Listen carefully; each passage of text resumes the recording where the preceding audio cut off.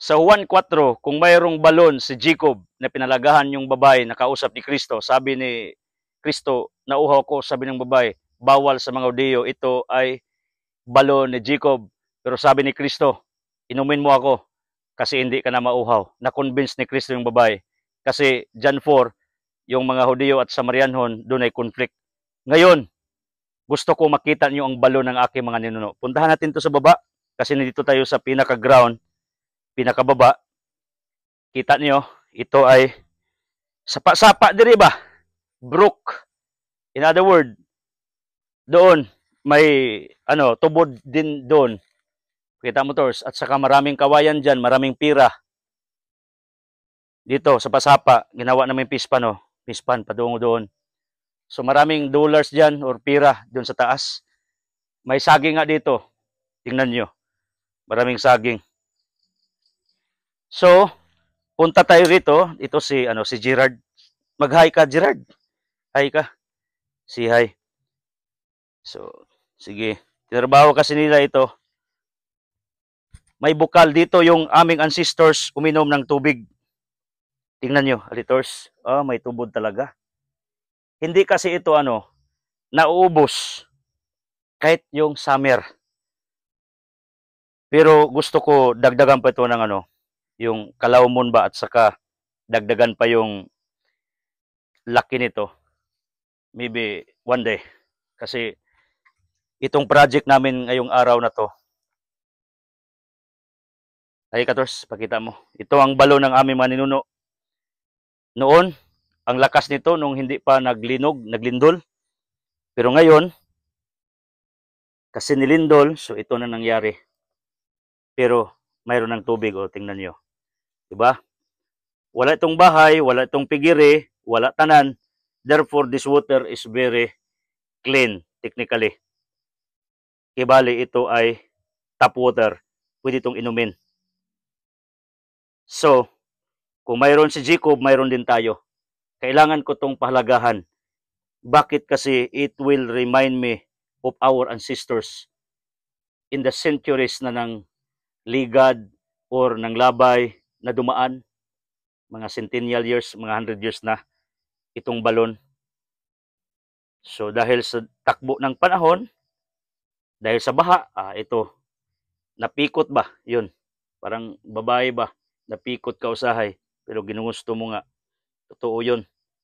So sana, as I celebrate my 40 years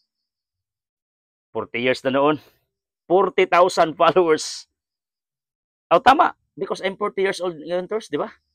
40 ako. Life begins at 40. Tama pala. Tama. Hindi pala ako nagkamali. I celebrate my 40 years of existence in this world. 40,000 na ako ngayong araw na to. January 15, 2025. Santo Niño Fiesta ng maraming bayan tulad ng Ginakot at saka Bujuan. May kainan nga doon naghintay sa akin. So, as I celebrate my 40 years of existence, the same time, 40,000 followers, sana tulad ng water ito, tubig, magtubod ba yung taon ko? Kung pwede din ako mamatay, much better. Basta di lang ko magaso sa uban. At saka yung followers natin, parang tubig, magtubod, non-stop. Hindi ito maubos. Yun ang aking dasal. Bakit? Kasi yung mga followers ko, pag nag-follow ka, you have the potential and the chance to listen to me every day. Kasi every day nagtuturo ako 24/7. Yun ang totoo. So, ang saya. Paano nyo, ginsa ninyo ni pag cut-cut? Kung munaog ko, asam taagi? Lisod? Pero, sige. Testingan ako. Kasi exhibitionist naman tayo. Noon pa. Lao man din eh. Uy. Wow.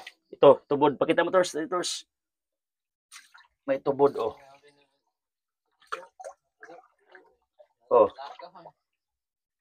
Bunbun. Daming bunbun. Mamalig bunbun, di ba, gamiton og trabaho? Construct. Maraming bunbun ito kasi yung lupa ko is abundant of bunbun. Yung gamitin sa construction ba ito? Bunbun. Kaya nga, lakihan pa to natin one day, Tors o Gerard.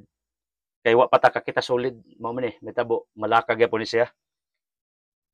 So wow, ang sarap. Again, I celebrate my 40 years at the same time my 40,000 followers. Dinasal ko kayo yung bonus nyo for following me. Yung dalawa kong ang trabahan dito ambot nag-follow ba man ako. Nag-follow pala. Nag-follow. Pinapalo nila ako kasi nanood sila sa ating mga ginawa dito. So, tubig oh. Sana ang taong ito 2025 is so favorable to you. Parang tubig. Yun, hindi na ano ba, maubos. Parang tubod yung pira mo, yung good health mo, yung mga bagay na ginawa mo ito. Wow, ang ganda. Kita nyo? May tubig, may bunbun. This is a blessed place talaga. So, from this place, kasi tumaas yung tubig, kasi may tubod talaga sa ilalim, I need to, what they call, climb up there. Ang problema kung kaya ko bang hilain nyo ako do pag di kaya. Okay, pero alam nyo naman, minsan, tarsan tayo eh. So, ito, patingin ko sa inyo. Ito ay atin tong ipatag. Ato ning tarungon kay ato ning himong head out diri, darita. Mangisnak. Pakita nyo doon, Tors, yung farm natin sa taas, Tors, farmhouse. Doon. Kita nyo? Okay. Then dito, Tors, pakita mo. Kasi hindi pa ito tapos eh. Ngayon lang ito nalinis. Mayroon nga ako ditong yellow ginger. At mayroon din gabitsina doon. Ako nang i-vlog. At ito yung binigay natin ni Ma'am Crisme of Iceland. Ito yung purple. Papunta itong Sambuanga ngayon. Huwag kang malimot magkuha ka ng kahit 5. Yung maliit kasi ipalibisi ko. Kasi akyat na sa taas. So nakita lang likod, Tors. Ito, maraming tanim, di ba? So atras ka, Tors, dari ka, bayluta. Sige. Tour mo sila dito. Amo pa ning tarungon na kasi ka-open pa lang, bukas puno na yang balon na yan. Balikan natin yan. Ito, maraming tanim doon. At saka dito, may saging at saka maraming tanim. Marami itong lubi doon. May kalsada yata doon. At sana sa nakita ninyong balon, nakita ninyo na purple, na gabi, maraming saging, at bunbon dito, sana i-bless ang taon mo 2025. Yun ang aking dasal. Yun ang aking mga kahilingan sa buhay.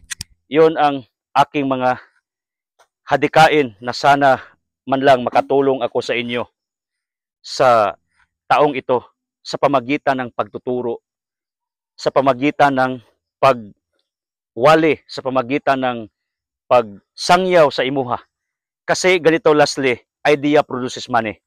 May tao nga binigyan ng 1 milyon, totoo to. Mayroon nga 5 milyon, ilang buwan lang naubos. Bakit? Hindi nila paano mag-produce ng ibang milyon out of their millions. Pero nakita nyo bang ibang tao, laway lang puhunan, yung mga dry goods, umutang sa insik, nagbinta, yung kita, binalik sa insik. Yun ang bartership principle. Pinangkat sila ng materyas, inuli yung kita, yung binta.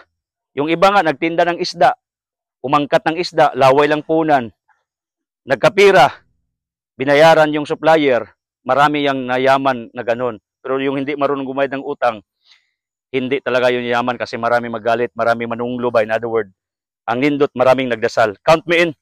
I am one of your prayer warriors na if you followed me. So ganun. Therefore, idea produces money talaga. Yung utak mo ay talagang yan ang totoong puhunan mo sa buhay mo. Kaya you need someone to coach you, to mentor you, and to educate you something.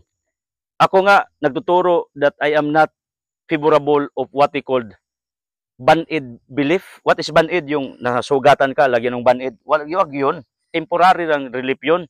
Ang the best, gamutin mo. The solution. Ayaw kong bigyan ang tao ng pira-pira or pagkain-pagkain. Turuan mo magkapira. Turuan mo maghanap ng tunay na pagkain for their survival in their living. So, tinuturo kong lahat na to para ma-inspire kayo. Kung utukan ka, ma-inspire. Pero pag ang utak mo makitid, tulad ng mga bashers ko, magbabas talaga kayo sa akin, sabihin yung hambugiro ko mayabang. Kasi naman, totoo naman yun. Ang hirap mag-post ngayon sa Facebook ng tagumpay mo, although deserve ka noon. Bakit? Kasi maraming mga taong mamatay sa inggit. So kita nyo ang altam ko, this is a blessed place. Dito tayo sa baba. Ang layo nga doon sa peak. Sige, Tors, one time, Tors, pakita mong peak, Tors, doon, Tors, sa taas. Yung may kahoy doon. Doon, kita nyo? Oh, layo na yun. Di ba, Tors? Nakita? Babaw. So, nata sa baba, nata sa ground, kaya may bukal dito. So, sana, sa inyong nakita na mga pagpapala ko ngayong araw, pagpalain sana ang buhay nyo. Okay? God bless you.